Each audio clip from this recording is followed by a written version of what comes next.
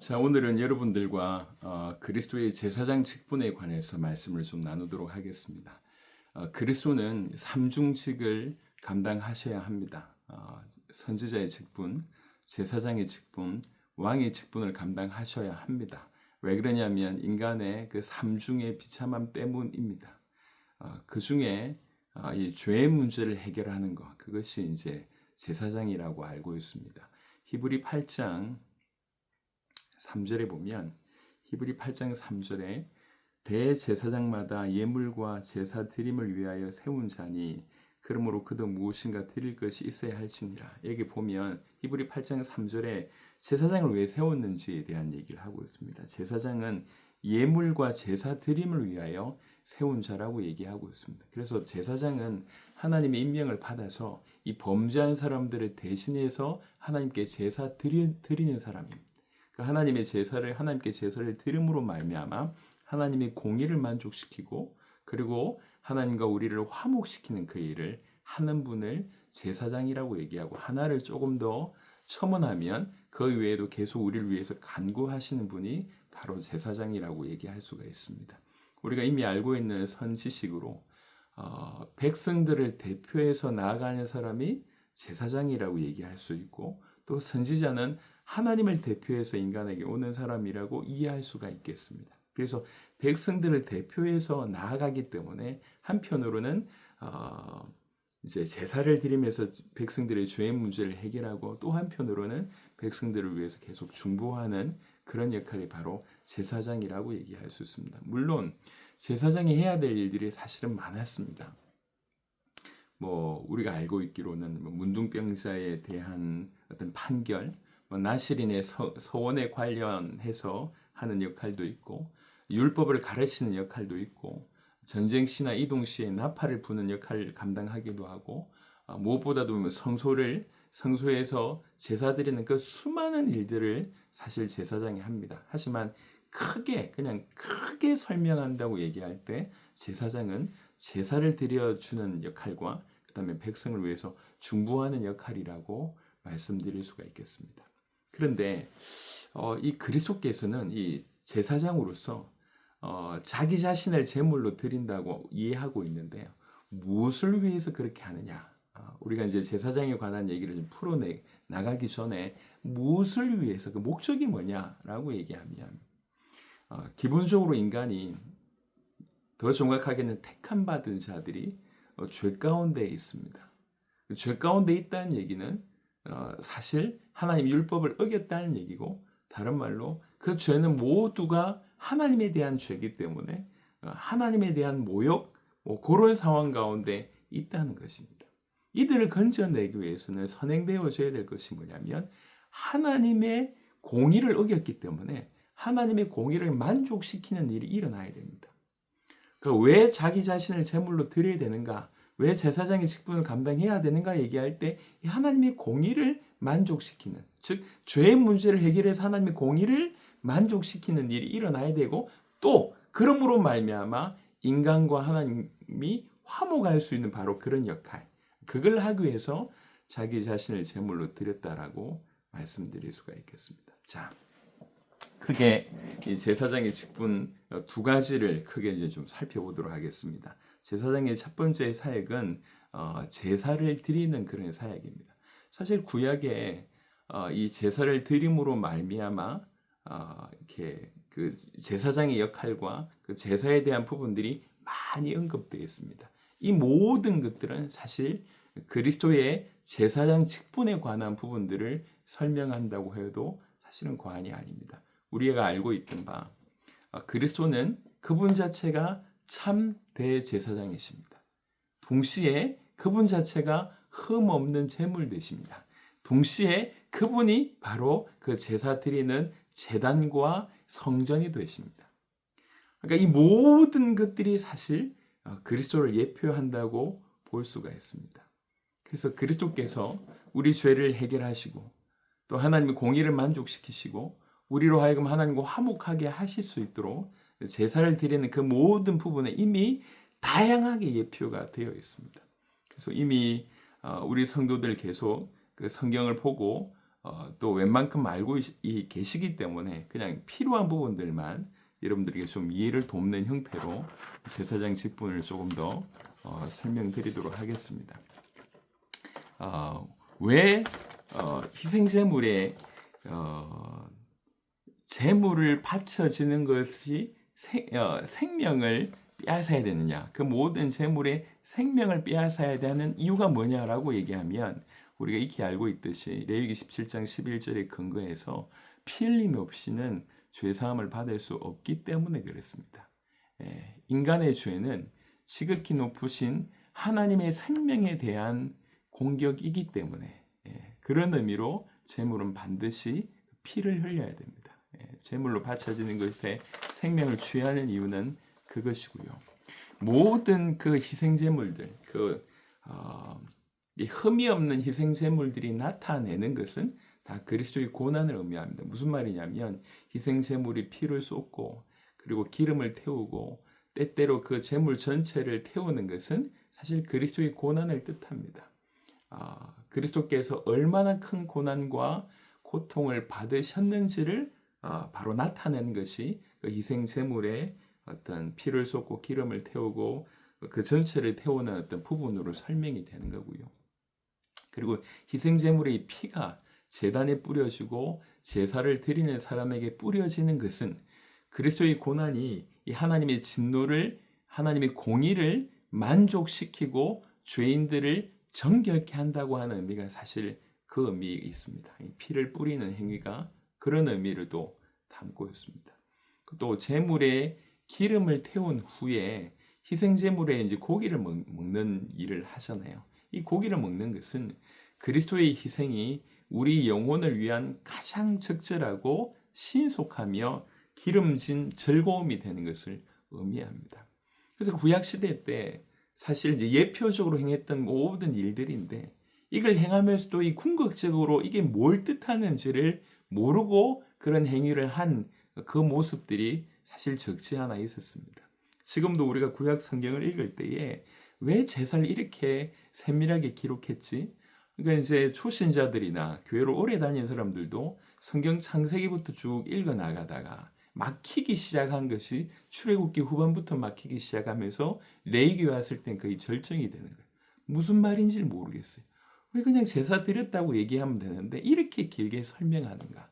사실은 그건 내용이 그것들의 모든 내용이 사실 그리스도를 예표하고 그리스도께서 얼마나 큰 고난을 당하셨고 그리스도로 말미암아 우리에게 주신 유익이 얼마나 엄청난지를 아주 상세하게 사실을 담고 있기 때문에 그렇습니다. 이 그리스도께서 우리의 참 제사장이 되신다고 하는 부분들, 그리고 제사와 제사장이 되신다고 하는 이런 부분들, 제물이 되신다고 하는 부분들, 제단이 되신다고 하는 부분들을 이렇게 상세하게 이제 설명을 하는 것입니다. 그리고 또 희생제물에 소금을 뿌리잖아요. 소금을 뿌리는 것은 그리스도의 죽음 자체가 영원히 달콤한 향기가 되고 하나님과 화목하게 하고 죄를 죽이는 그런 능력이 된다고 하는 것이 바로 이 의미입니다. 소금을 뿌리는 그런 의미가요. 또 희생제사를 매일 드리잖아요. 매일 희생제사를 드린다고 하는 것은 그리스도의 피가 지속적인 가치가 있다는 것과 또 그것이 우리에게 매일 적용되어야 할 필요가 있다는 것을 의미합니다. 그래서 매일 희생제물을 드립니다. 대속죄일 날 그 희생제사를 드리잖아요. 염소 한 마리를 죽이고 또 염소 한 마리를 또 광야에 보내는 그런 의미가 그런 행위가 있는데 한 마리를 죽이는 것은 온 이스라엘 위해서 염소 한 마리를 죽이는 것은 그리스도께서 죽으심으로 택한 자들의 모든 죄를 짊어지셨다고 하는 것을 예표하고 또 다른 염소를 광야로 보내는 것은 그리스도께서 우리의 죄를 아예 없앴고 그것으로 우리의 죄를 끝내신다는 것을 사실 예표합니다. 예. 또 제물을 이렇게 거룩한 불에 태우잖아요.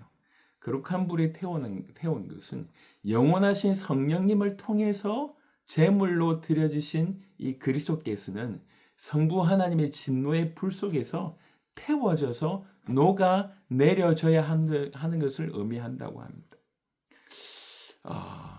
그냥 일상적인 행위 같은데 이거 하나하나가 그리스도께서 어떤 고난을 당하셨고 어떤 일을 행하셨고 무엇을 의미하는지가 아주 깊이 있게 녹아져 있습니다. 제단은 순종과 고난을 통해서 인간을 지탱하시고 거룩하게 하시는 그 그리스도의 신성을 의미합니다. 제사장의 옷은 그리스도의 영광스러운 의를 뜻합니다. 그리고 관은 그리스도께서 제사장이면서 왕이심을 의미합니다. 그리고 이제 이렇게 하나님의 뜻을 물을 때 사용하는 그 우림과 둠밈은 그리스도의 무한한 지식과 완전함을 얘기합니다. 그리고 이 가슴 흉패에 이스라엘의 모든 지파 이름을 새겼잖아요. 그러면서 이제 지성소로 나아갔지 않습니까? 이 의미는 그리스도께서 모든 택자 이름을 마음에 새긴다는 뜻이고, 그리고 하나님 앞에서 지속적으로 계속해서 그들을 대표하신다고 하는 것을 의미합니다. 1년에 한 번 지성소에 들어가 속죄의 피를 드리는 것은 그리스도께서 단번에 성소에 들어가셔서 자기 백성의 이름으로 하나님께 희생 제사를 드리는 것을 의미합니다. 그럼 지금 이 제사에 관한 얘기, 그러니까 그리스도께서 제사장이다라고 하는 부분들, 그 제사장이 되셔서 우리를 위해서 제사를 드리셨다, 우리의 죄를 해결하신다라고 한 이 의미가 사실은 이토록 많은 것을 담고 있다고 한 것입니다. 예수님께서 성전의 지성소에서 제사를 드린 게 아니잖아요. 자기 몸을 드린 것이 성전의 지성소가 아니잖아요. 자신의 몸을 지성소로 삼아서 성전을 완성하셨다고 할 수가 있습니다. 그리스도께서 십자가상에서 구원의 일을 완성하셨을 때에 예루살렘 성전에 성소와 지성소를 가로막고 있던 이 휘장이 위에서 아래로부터 이게 찢어졌지 않습니까? 이것에 의미하는 바가 뭐냐면 구약의 제사가 그리스도에게서 완성되었다라고 하는 것을 의미한다고도 설명합니다. 그러니까 그 모든 구약의 제사들, 심지어 제사장인 멜기세덱의 모습에도 멜기세덱의 어떤 그 제사장 직분은 영원성이 있고 존엄성이 있는데 그것조차도 그리스도를 예표합니다. 그 제사와 관련된, 제사장과 관련된 이 모든 것들이 철저하게 그리스도께서 오셔서 제사장의 역할을 감당하실 것을, 우리의 죄를 해결하는 바로 그 제사장의 역할을 감당하실 것에 대한 이토록 풍성한 내용으로 충만하게 되어 있다고 하는 것입니다. 희생제물이 나타나는 그리스도의 고난, 그리고 그 피가 뿌려지는 것들을 통해서 하나님의 공의를 만족시키고 죄인들을 정결케 한다고 하는 의미, 희생제물에 기름 태운 후에 고기 먹는 것이 그리스도의 희생이 우리의 영혼을 위해서 아주 적절하고 즐거움을 주는 기름진 것이다 라고 하는 의미, 희생제물에 소금 뿌리는 것이 그리스도의 죽음이 영원히 달콤한 향기이고 하나님과 화목하게 하며 죄를 죽이는 능력이 된다고 하는 것의 의미, 매일 희생제물을 드리는 것은 그리스도가 그 그리스도의 죽음이 지속적인 가치가 있다는 것과 매일의 우리 삶에 적용되어야 된다고 하는 것의 의미, 대속제일날 희생제물을 드려서 이제 염소 한 마리를 죽이고 염소 한 마리를 내보낸 그 자체가 그리스도께서 우리 모든 죄를 다 짊으셨다고 끝냈다고 하는 의미가 있는 것입니다. 이 모든 것들 하나하나를 통해서 그리스도의 직분을 설명합니다. 왜 이렇게 한 가지 모양만으로 아니고 이렇게 여러 가지들을 통해서 그리스도를 예표하는가? 왜 그리스도의 이 제사장 직분만을 보더라도 이렇게 다양한 형태를 통해서 이렇게 그리스도를 드러내는가? 그리스도를 예표하는가? 왜 한 가지 모양만으로는 그리스도의 어떤 이 직분, 그리스도의 어떤 제사장 직분을 예표하는 것이 충분하지 않은가라고 질문한다고 하면 모든 모형들은 창조되었고 불완전한 것들인 반면 그리스도는 그 그리스도의 위격은, 그 인격은 그리고 그 사역은 신적이기 때문에 이거를 모형이 다 담아낼 수가 없습니다. 그래서 이 완벽하고 완전한 신성에 충만한 그리스도, 또 그분의 사역과 그분의 인격과 그 모든 것들을 담아내기 위해서 이토록 다양한 예표들이 필요하다는 거죠. 그래서 우리가 이 예표들을 통해서 이렇게 설명하는 대로 이해한다고 하면 이 그리스도의 그 위격, 그리스도의 그 신성, 그리스도의 사역에 이게 얼마나 풍성한지를 이해할 수가 있다는 것입니다. 자, 조금 길게 그리스도께서 우리를 위해서 제사를 드려 주시는 분, 제사 드리는 어떤 그런 부분으로 제가 말씀을 좀 드렸습니다. 또 두 번째 파트는 그리스도께서는 우리를 위해서 중보하시는 분이라고 하는 것입니다. 백성들을 대표해서 그리스도를 중보하시는 분이신데 왜 꼭 그렇게 중보자로 계셔야 되느냐? 뭐 무슨 일을 하셨는지를 떠나서 왜 꼭 중보자로 계셔야 되는가? 계속 그리스도의 중보가 필요한가? 아니 그리스도의 희생으로 하나님의 공의가 만족되었고 우리가 모든 복을 이미 받았다고 하면 그분이 그리스도로 우리 모든 죄를 해결했다고 하면 더 필요한 게 있나요? 굳이 그리스도께서 중보자가 되셔서 계속 중보해 주셔야 됩니까? 라고 물으신다면 왜 꼭 그분이 제사장으로서 또 중보의 역할을 감당하셔야 되냐라고 물으신다면 몇 가지 이유 때문에 그렇습니다. 첫 번째는 하나님께서는 중보자를 통하지 않고는 죄인들을 은혜롭게 대하지 않으시기 때문에 그렇습니다. 하나님이 중보자를 통해서 우리를 대하시기 때문에 반드시 그분이 중보자로서 계셔야 된다고 하는 것이고 또 그 그리스도께서 중보자로 계시는 바로 그것이 신자들로 하여금 즉시 그리고 영원히 그분을 의존할 수 있기 때문에 그분은 중보자로 계셔야 된다고 하는 것입니다. 또 그 그리스도의 중보는 하나님 앞에서 우리를 구원받은 우리를 담대하게 하고 우리가 어리석고 부주의함에 빠져 있음에도 불구하고 우리를 은혜와 우리 영광을 보장하는 어떤 역할로 그리스도의 중보가 필요하다고 하는 것입니다. 하나님의 공의가 만족되어서 우리 죄가 해결이 되고 사실 우리에게 많은 복이 왔음에도 불구하고 과연 그리스도의 중보가 필요한가? 그분이 중보자로 계속 계셔야 되는가라고 얘기할 때 계셔야 된다는 거예요. 반드시 그런 역할을 해주셔야 된다는 거예요. 언제까지요? 영원토록. 영원토록 중보자로 계셔야 됩니다.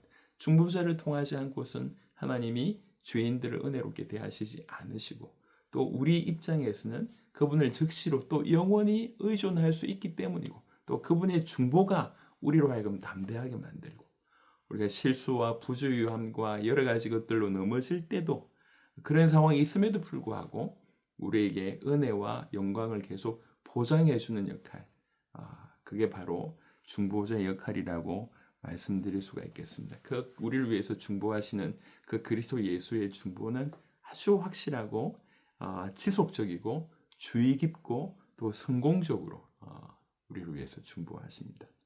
이 구원받은 자들, 이게 하나님께 선택받은 자들이 회심하기 전에는 구원받기 전에는 우리를 지옥으로부터 보호하기 위해서 우리를 위해서 중보하시고 새 언약으로 인도하시기 위해서 우리를 중보하신다고 하면 택자들이 회심한 이후에는 구원받은 이후에는 우리가 그 언약 안에서 계속해서 머물며 그 언약의 복이 지속적으로 우리에게 있을 수 있도록 그 지속적으로 그 언약의 복에 참여할 수 있게 하기 위해서 계속 우리를 중보하신다고 말씀을 하고 있습니다.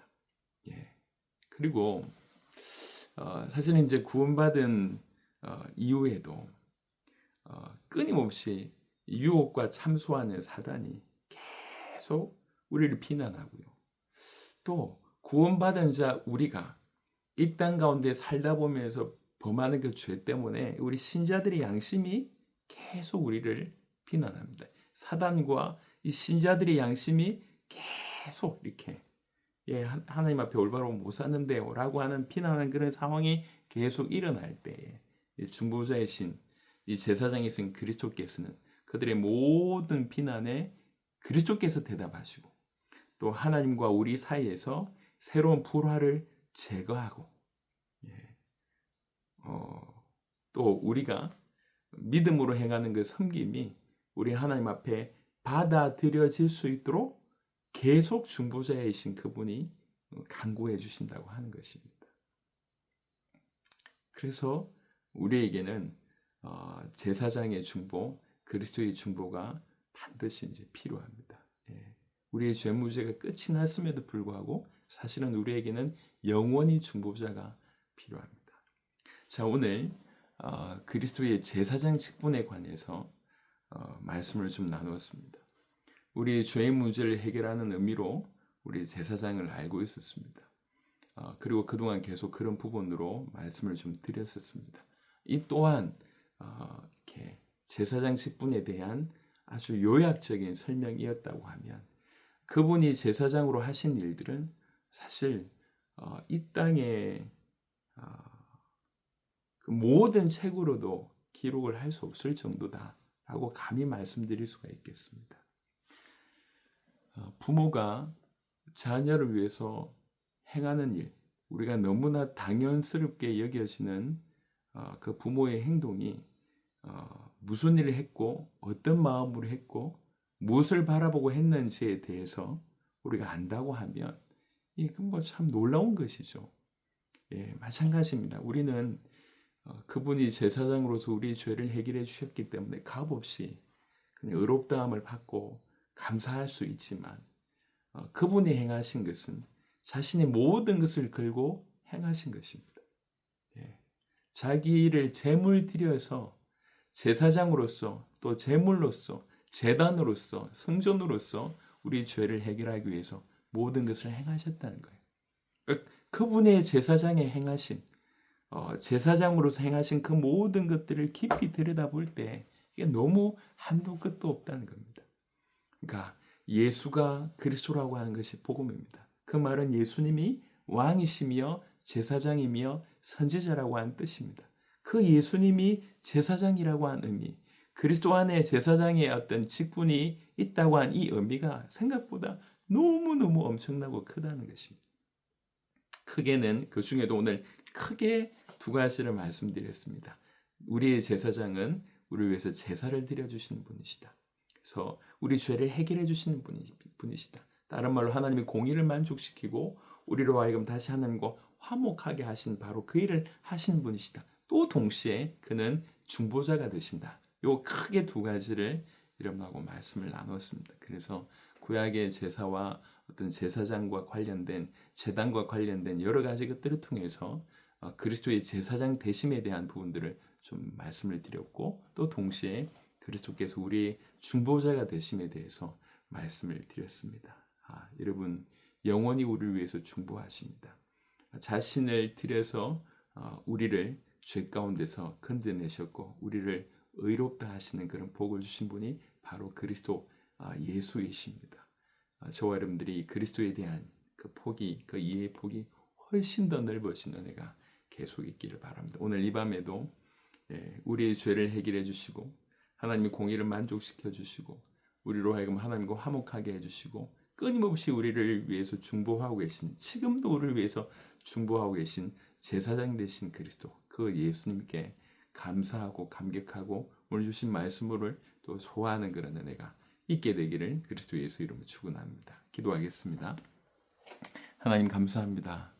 오늘 그리스도의 제사장 직분에 관해서 말씀을 나누었습니다. 주님, 그리스도께서 제사장으로서 흠없는 제물로서 또 제단으로서 성전으로서 우리에게 그동안 너무나 많이 예표하셨음을 다시 한번 확인하게 되었고 그 안에 그리스도의 제사장 되심이 의미하는 바가 얼마나 폭넓은지를 깨닫게 되었습니다. 그뿐만 아니라 우리의 중보자가 되셔서 회심하기 전에 또 회심한 이후에도 영원토록 우리를 중보하시는 바로 그분이심을 알게 되었습니다. 우리는 중보자 되신 그 그리스도를 통해서 마음껏 우리 하나님께 나아갈 수 있음을 다시 한번 확인하게 되었습니다. 주님, 이토록 영원하고 놀랍도록 귀한 일을, 크신 일을 행하신 주님의 사역을 이해할 수 있도록, 그래서 감사할 수 있도록, 감격할 수 있도록, 영원히 이 복음에서 떠나지 않을 수 있도록 하나님 우리를 더욱 복음에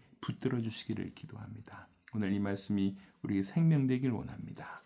감사하고 살아계신 우리 주 예수 그리스도 이름으로 기도드렸습니다.